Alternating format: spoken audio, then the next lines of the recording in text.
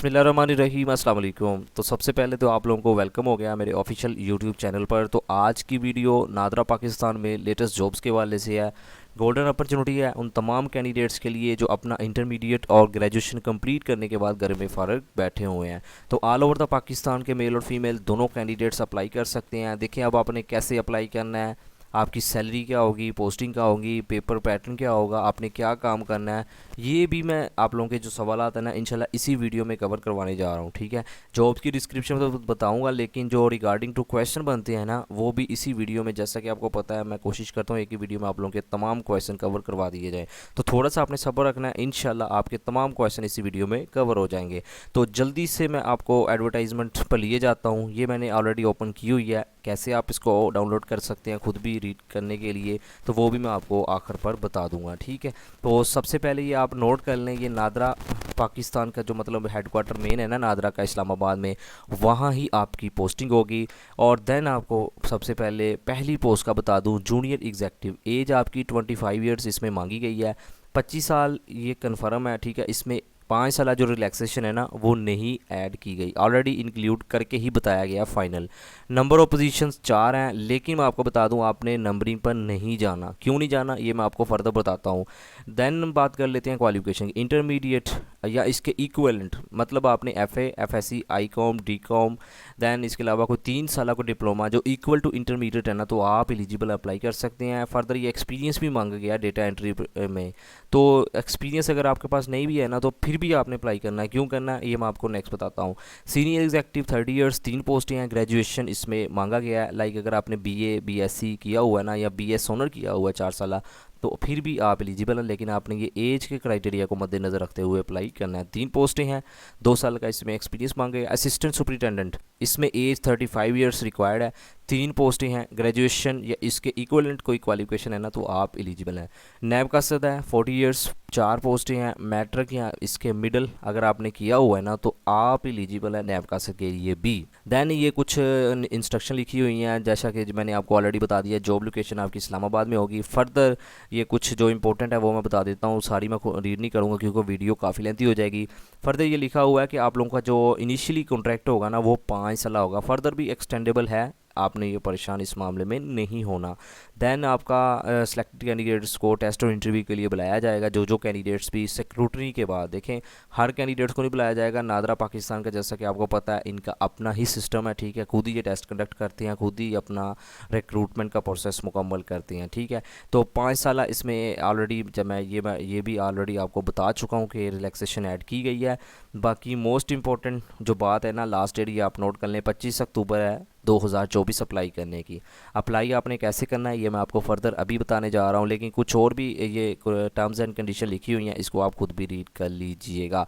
एक चीज़ most important, जो already government servant या सेमी गवर्नमेंट डिपार्टमेंट में काम कर रहे हैं ना, तो वो अपना एनओसी के थ्रू अप्लाई करें, ये इन्होंने ना वाज़े मेंशन किया हुआ है। वैसे तो ऑलरेडी हर एडवर्टाइजमेंट में मेंशन होता है ये बात। ठीक है, तो आपने ये भी नोट डाउन कर लेना, क्योंकि काफ़ी कैंडिडेट्स ऐसे मुँह उठाकर अप्लाई कर देते हैं विदाउट एनओसी के।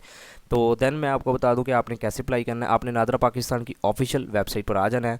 जैसे ही आएंगे तो ये देखें, जहां मैं अपने माउस का कर्सर मूव कर रहा हूं, तो आपने ये कैरियर वाले ऑप्शन पर आ जाना है। जैसे ही आएंगे तो आपको इधर करंटली जो ओपनिंग्स है ना वो आपको इधर मिल जाएंगी। तो देखिए ये असिस्टेंट सुपरिटेंडेंट है, जैसा कि अभी आपको मैं बता चुका हूँ, तो आपने इधर क्लिक कर देना है। अगेन आपके सामने जो आपकी qualification, experience, location, terms and condition कुछ सामने आएगी, इसको आप खुद रीड कर लीजिएगा। तो मैं एडवर्टाइजमेंट ओपन कर लेता हूँ। ये देखें जहाँ मैं उसका कर्सर मूव कर रहा हूँ, मैंने इधर क्लिक किया तो ये देखें जो मैंने एडवर्टाइजमेंट ओपन पहले की थी ना वही आपके सामने शो हो गई है अगेन। ठीक है, इसको आप खुद भी रीड कर सकते हैं।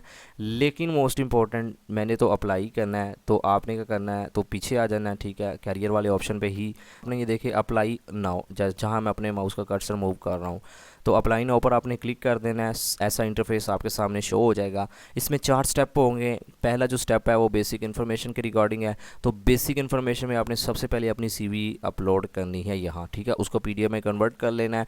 आप मोबाइल, लैपटॉप, कोशिश कीजिएगा लैपटॉप के थ्रू ही अप्लाई कीजिएगा, मोबाइल में थोड़ी सी आपको प्रॉब्लम आएगी। तो सीवी अगर आपने नहीं बनाई हुई तो कैनवा की वेबसाइट पर जाएँ, बने बनाए आपको वहाँ टेम्पलेट मिल जाएंगे, तो वहाँ से जाकर आप इजीली बना सकते हैं। तो सीवी आपने इधर से अपलोड करनी है। चूज़ फाइल पर जाना है। मोबाइल के थ्रू कर रहे हैं तो मोबाइल मोबाइल की फाइल में सेक्शन में चले जाएंगे। अगर लैपटॉप है तो मोबाइल के लैपटॉप के जहाँ भी आपने अपनी सीवी पर रखी हुई है ना, वहाँ आपको ले जाएगा आपका ये, जहाँ जब आप चूज़ फाइल पर क्लिक करेंगे। दैन आपने क्या करना है, अपना पर्सनल इन्फॉर्मेशन ऐड करनी है, फुल नेम ऐड करना है, फादर नेम ऐड करना है, डेट ऑफ बर्थ ऐड करनी है, जेंडर सेलेक्ट करना है, सिटीज़न नंबर CNC नंबर, आपने अपना ID कार्ड नंबर इधर ऐड करना है, कार्ड की इशूएंस डेट बतानी है, वो कार्ड पर लिखी होती है, डोमिसाइल डिस्ट्रिक्ट बताना है, तहसील बतानी है, फर्दर आपने अपनी लैंग्वेज प्रोफिशेंसी बतानी है। लाइक अगर आपको उर्दू इंग्लिश कौन कौन सी लैंग्वेज पर मतलब अबूर हासिल है ना, वो आपने इधर बताना है। बेसिक भी आती है तो आप फिर भी मतलब सेलेक्ट कर सकते हैं इधर से आकर कोई भी आपकी, ठीक है। दैन आपने बताना है कोई आपके पास अदर नेशनलिटी या कोई वर्क वीज़ा डिटेल है तो आपने येस बताना है, अगर नहीं है तो आपने नो ही रहने देना है। दैन आपने अगर आपके पास नेशनलिटी है तो आपने टाइप्स ऑफ नेशनलिटी बताना है कि किस कंट्री के आपके पास है नेशनलिटी, कंट्री आपने नाम बताना है। फर्दर आपने आपके पास कोई ओवरसीज़ वर्क परमिट या वीज़ा मतलब है ना तो आपने येस बताना है, अगर नहीं है तो नो बता देना है। वर्क परमिट किसका कंट्री का अगर है तो आपने उस कंट्री का नाम बताना है। फर्दर आपने नेक्स्ट पर क्लिक कर देना है। अच्छा, नेक्स्ट पर क्लिक करने के बाद ना आपने अपना एजुकेशनल रिकॉर्ड भी ऐड करना है। एजुकेशन में आपने ना अपनी लास्ट डिग्री जो बनती है ना वो आपने इधर ऐड कर देनी है, ठीक है। तो इधर से मैं अपनी चूज़ कर लेता हूँ, लाइक जो मैंने किया हुआ है, ठीक है। देखिए मैंने अप्लाई नहीं फ़िलहाल कर रहा, मैं सिर्फ आपको वो बता रहा हूँ कि आपने कैसे अप्लाई करना है, क्योंकि आपके बाद में इतने ज़्यादा कमेंट्स आने के सर आपने बताया नहीं है बताया नहीं, तो इसलिए मैं आपकी आसानी के लिए बता रहा हूँ, ठीक है। इधर से आकर ना आपने अपनी डिग्री जो भी आपका नाम, ठीक है, लाइक अगर आपने BS जिसमें भी किया हुआ है, ठीक है, मैंने तो मतलब BCom ऑनर किया हुआ है तो चले मैं अपना ही लिख लेता हूँ, ठीक। लेकिन ये चलें ये BS कॉमर्स, ठीक है। दैन आपने जो भी आपकी डिवीज़न बनती है, ठीक है, वो आपने इधर ऐड कर देनी है। और दैन अगर CGPA को कोडिंग है तो आपने इधर से वो सिलेक्ट कर लेनी है, ठीक है, जो मतलब आपकी बनती है CGPA कोडिंग, ठीक है, कितने में से थी वो आपने इधर ऐड कर देनी है। लाइक अगर 4 में से ही होती है ना तो 3 पॉइंट जितनी भी आपने ली हुई है, तो मेरी थी 3.54, ठीक है, मैं चलें वो लिख देता हूँ, ठीक है, कितने में से थी 4 में से।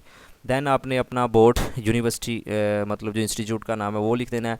और ब्रीफ डिस्क्रिप्शन आपने ना अपनी तो लिख देना है कि मैंने इतना ये मतलब किया हुआ है, इतनी डिवीज़न के साथ इतनी CGPA, ये आपने ब्रीफ डिस्क्रिप्शन ना लिख देनी है अपनी एजुकेशन के रिकॉर्डिंग। अच्छा, दैन नेक्स्ट पर आपने क्लिक कर देना है। जैसे ही आप क्लिक करेंगे तो वर्क एक्सपीरियंस होगा अगर है आपके पास, ठीक है।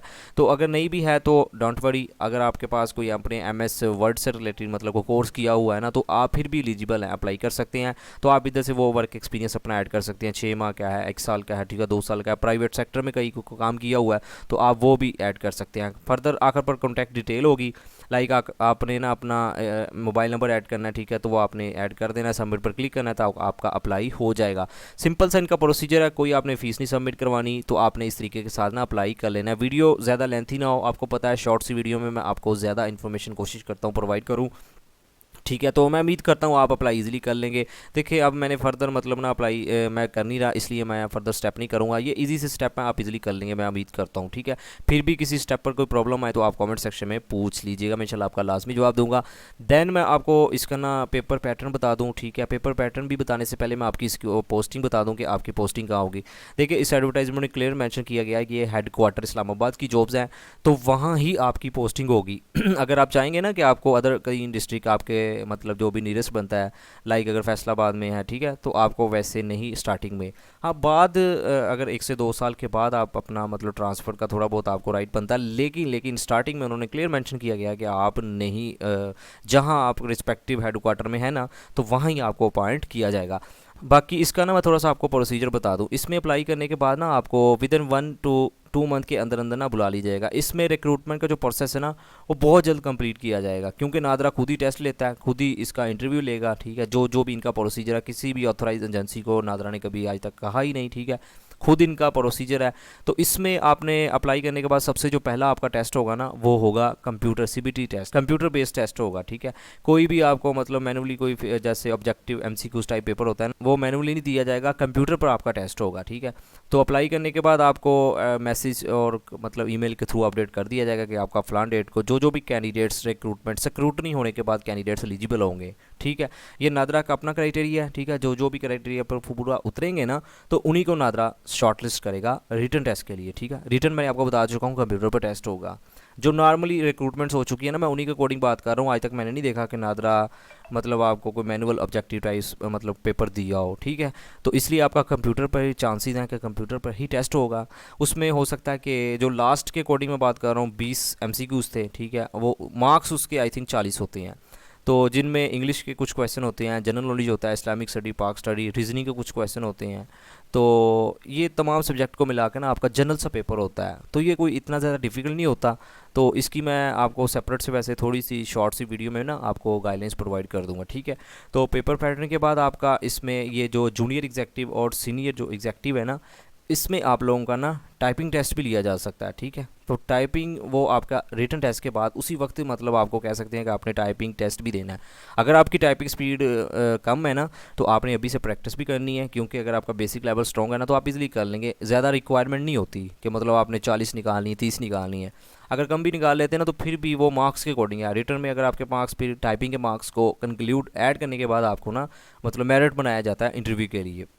तो आपने कोशिश करनी है कि टाइपिंग पे भी फोकस करना है, ठीक है। क्योंकि जूनियर एग्जेक्टिव और सीनियर जो एग्जेक्टिव है ना, उसमें बेसिकली आपने डेटा एंट्री ऑपरेटर के तौर पे ही काम करना है इन दोनों पोस्टों पर, ठीक है। तो आपको आपकी टाइपिंग मतलब ना अच्छी होनी चाहिए, फिर ही आप सर्वाइव कर पाएंगे।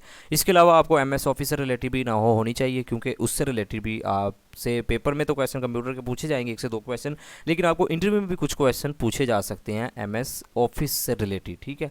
तो वैसे भी आपने वहाँ काम करना है तो आपको इससे टच तो वास्ता पड़ेगा। तो इसलिए आपको लाजमी इसका बेसिक नॉलेज होना चाहिए MS ऑफिस के रिगार्डिंग। स्पेशली मैं MS एक्सेल की बात कर रहा हूँ। देन आपका इंटरव्यू होगा, ठीक है। जो कैंडिडेट्स भी शॉर्टलिस्ट हो जाएंगे फर्दर उनको कॉल चली जाएंगी, और देन आपका इंटरव्यू होगा। इंटरव्यू के बाद आप लोगों की ज्वाइनिंग हो जाएगी मेडिकल के साथ, या आप लोगों की स्टार्टिंग सैलरी भी शुरू हो जाएगी। तो सैलरी आपकी चले मैं वो भी आपको बता ही देता हूँ। जूनियर और जो सीनियर एग्जेक्टिव की स्पेशली मैं बात करने जा रहा हूँ, ठीक है। इसमें आपकी जो स्टार्टिंग सैलरी है ना वो 45, जूनियर एग्जेक्टिव की, ठीक है, वो 35 प्लस ही होगी। और अगर सीनियर की बात कर लें तो इसमें 45,000 प्लस आपकी सैलरी होगी, ठीक है। जूनियर की 35 38 के राउंड अबाउट होगी, और सीनियर की 45 to 48 के राउंड अबाउट आपको स्टार्टिंग सैलरी दी जाएगी। इसमें थोड़ी सी फ्लक्चुएशन हो सकती है, लेकिन इसी के राउंड अबाउट होगी। बाकी इसमें मैं आपको बता दूं, नादरा की जो एम्प्लॉई होती है ना, उसको जो भी त्यौहार आते हैं लाइक छोटी बड़ी, ठीक है, इसके अलावा और भी हर 3 मंथ के बाद ना या 4 मंथ के बाद कुछ नादरा को जब मतलब बोनस वगैरह वो भी इनके एम्प्लॉइज़ को मिलते हैं। तो ये आपके लिए मतलब गोल्डन अपॉर्चुनिटी है। सैलरी के साथ साथ आप लोगों को जो भी त्यौहार आते हैं ना, वो नादरा अपने एम्प्लॉइज़ को लाजमी तोहफ़ा देता है। तो ये कुछ बेनिफिट्स हैं सैलरी के साथ साथ जो आपको मिलते हैं। बाकी मैं आपको यही रिकमेंड करूँगा, आजकल के अकॉर्डिंग देखा जाए जॉब्स वैसे भी आजकल नहीं आ रही, तो उन तमाम कैंडिडेट्स के लिए जो अपना ग्रेजुएशन या अपना इंटरमीडिएट के बाद घर में फ़ारग बैठे हुए हैं, या कहीं प्राइवेट सेक्टर में काम कर रहे हैं, किसी के ऑफिस में काम कर रहे हैं, क्योंकि बहुत सारी तादाद में मैंने अपने इर्द गिर्द मतलब लोगों को देखा है जो मजबूर हैं बेचारे। तो अगर आप भी इसी फेज़ से मराल से गुजरे हैं ना, तो ये आपके लिए गोल्डन अपॉर्चुनिटी है। आपने लाजमी अप्लाई करना है। देखें पोस्टिंग पोजीशंस को आपने देखना है, नंबर ऑफ पोजीशन इसमें 4 है या 3 है। अगर 4 है ना तो आपने ये अपना माइंडसेट बना के अप्लाई करना है कि ये 4 में से मेरा नाम लाजमी इसमें होगा, ठीक है। अल्लाह पे बिलीव, अपनी हार्डवर्क को, अपनी मेहनत को कंटिन्यू रखना है। अल्लाह पे बिलीव रखते हुए आपने अप्लाई करना है, ठीक है। क्योंकि अल्लाह पाक किसी की भी मेहनत को ज़ाया नहीं करते। तो बस आखिर पर अगेन यही आप लोगों को से मतलब रिक्वेस्ट है, मैं आपको रिकमेंड करता हूँ। इसीलिए मैं स्पेशली नादरा की जॉब्स की अपडेट आपको लाजमी शेयर करता हूँ जब भी कोई जॉब्स की अनाउंसमेंट होती है। काफ़ी अच्छी अपॉर्चुनिटी है, आपने लाजमी इस अपॉर्चुनिटी को अवेल करना है। फिर भी कोई क्वेश्चन है वीडियो को रिगार्डिंग तो आप कमेंट सेक्शन में पूछ सकते हैं, मैं इंशाल्लाह आपका लाजमी जवाब दूंगा। बाकी जो मैंने आपके साथ बताया है मतलब बात शेयर की है कि मैं आपको इंटरव्यू के वाले से और फर्दर इसका जो पेपर पैटर्न, ठीक है, थोड़ी सी इन्फॉर्मेशन और एक सेपरेट वीडियो में दे दूंगा जब इंटरव्यू के वाले से वीडियो शेयर करूंगा। तो अगेन कोई क्वेश्चन कमेंट सेक्शन में पूछ सकते हैं। तो आखिर पे यही कि अल्लाह पाक आपको आपके हर एक मकसद में कामयाब फरमाए। अल्लाह पाक हम सब पर अपनी रहमत का नज़ूल फरमाए। Thank you for watching, take care, अल्लाह हाफिज़।